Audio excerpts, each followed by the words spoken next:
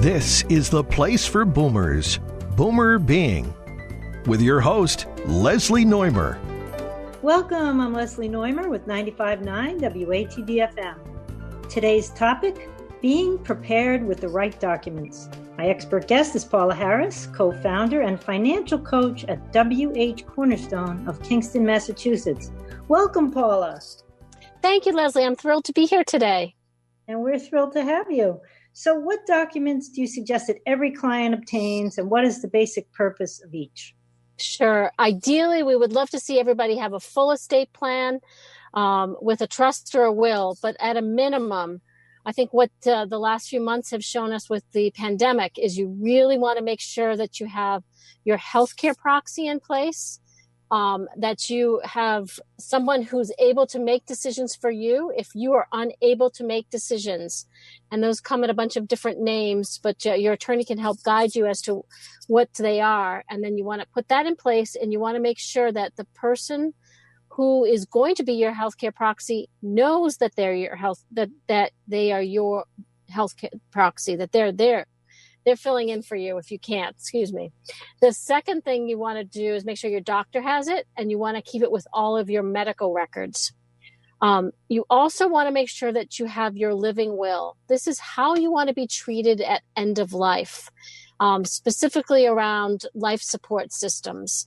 And you want to make sure that you've thought about that, and that's something you want to look at different points in your life, because your feelings about that may change over time.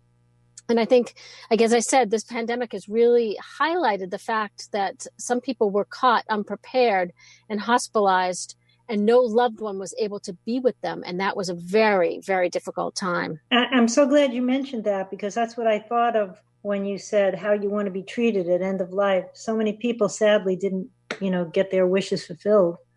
That's absolutely true. And then families weren't able to, you weren't even after the person was gone, they weren't able to be there with them to support each other. Right. Well, you specialize in helping midlife widowed women, helping them obtain financial peace of mind. What can these clients expect when they come to meet with you? Well, the scary part, Leslie, is that the average age of widowhood is 59. So it's a lot younger than people expect. And what they can expect when they come to meet with us is an empathetic, caring person who's going to take the time to let them walk through their grief journey, but also help guide them along the path of making financial decisions that they need to.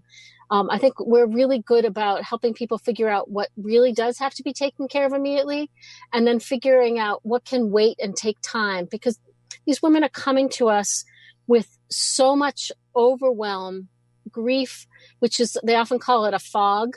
And they aren't able to necessarily make decisions clearly.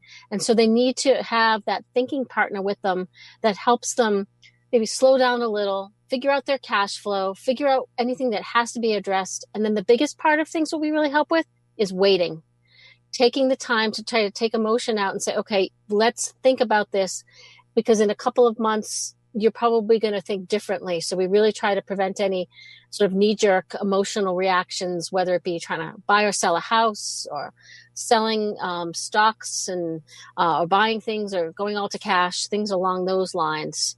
And we often, hopefully we'll be able to be back to being a hugging nation, but we're usually there with a cup of tea and a hug if that's desired as well. Well, those are some excellent pieces of advice. So what are some pointers for financial health that you can leave our listeners with? I know you really like to highlight being prepared. Yes, absolutely. Another thing this pandemic has taught us, many people weren't prepared. Having an emergency fund is a big deal. You want to make sure you have 3 to 6 months of living expenses, very accessible, because what if you do lose your job? Also being part of prepared, we talked about it at the beginning, but really having your estate plan in place, having all those documents, including a power of attorney, which is really important as well. Having those done and prepared before you need them is just so important.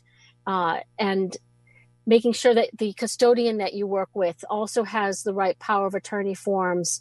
We make sure that clients have their beneficiaries named on accounts.